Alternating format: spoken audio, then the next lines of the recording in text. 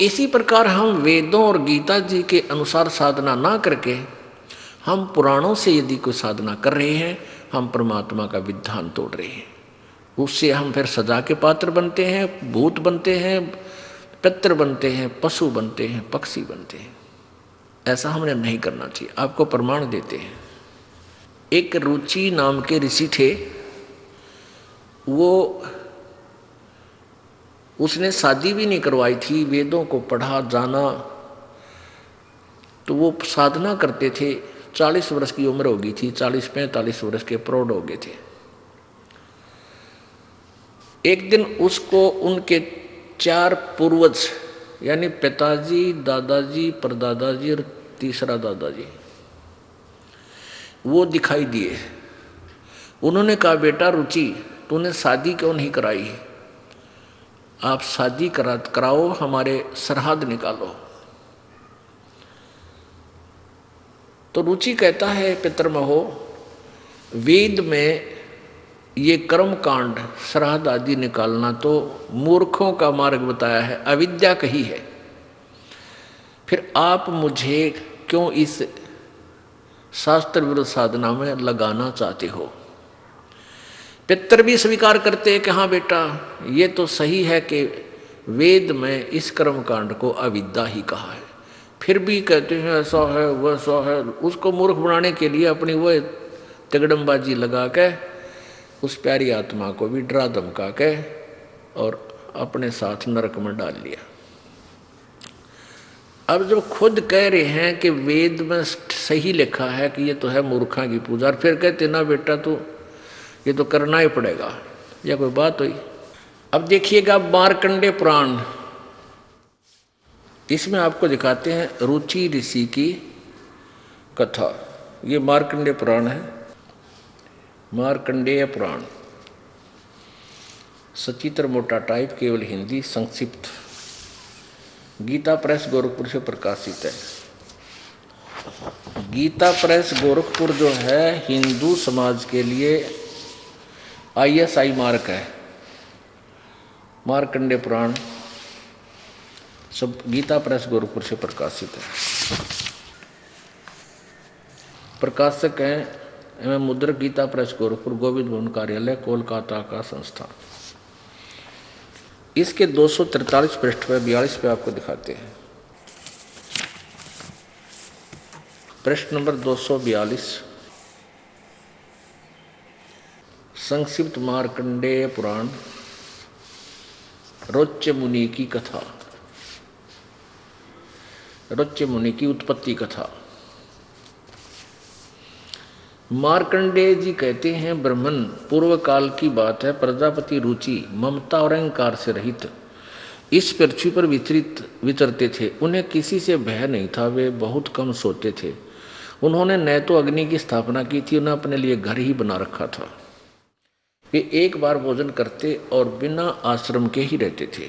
उन्हें सब प्रकार की आसक्ति से रहित एवं मुनिवर्ती से रहते देख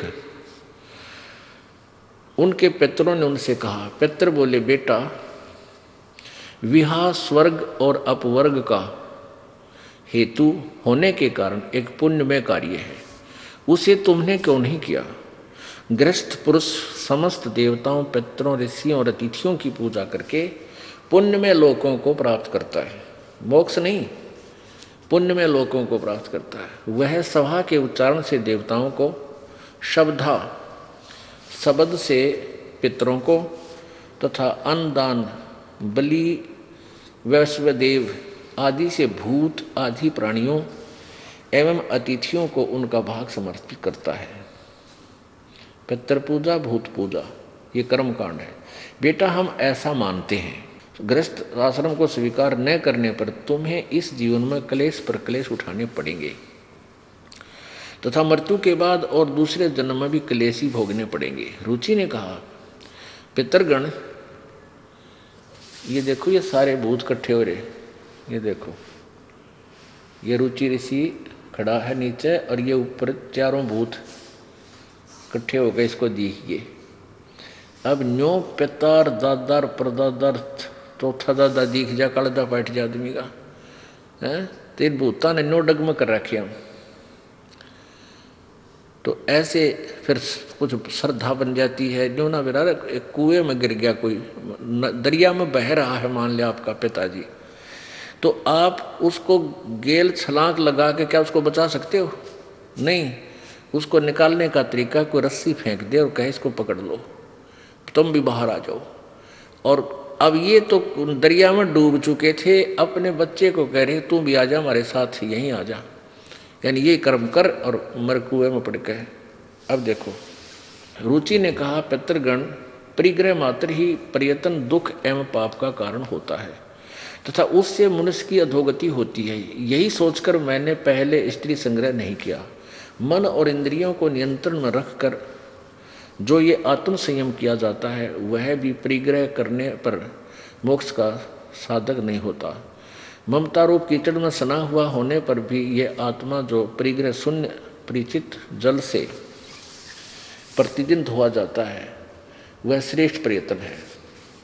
पितर बोले बेटा, जितेंद्रिय होकर आत्मा का प्रश्न करना उचित है, किंतु तुम जिस मार्ग पर चल रहे हो वो मोक्ष मार्ग है। तरह के भैया, अब वो पितर राजी नहीं उसके मोक्ष होने में, नहीं होगा तुम जो मार्ग से जाओ तो मोक्ष मार्ग है, तो पितर बने, मारा की तरह भूत बन जा। ये देखो, पितर बोले बेटा, जितेंद्रिय होकर के आत्मा का प्रक्षाकलन करना उचित है, किंतु तुम जिस पर चल रहे हो वो मोक्ष मार्ग है। पूर्व जन्म में किया हुआ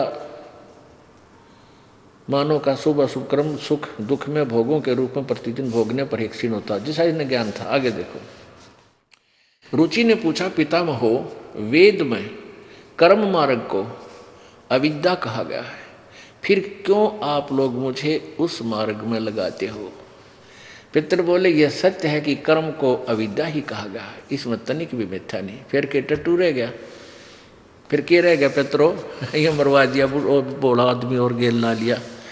फिर कहें ऐसा है ना भाई, नू कर दे पितर, ऐसा दे देते हैं पितर, आशीर्वाद दे देते हैं।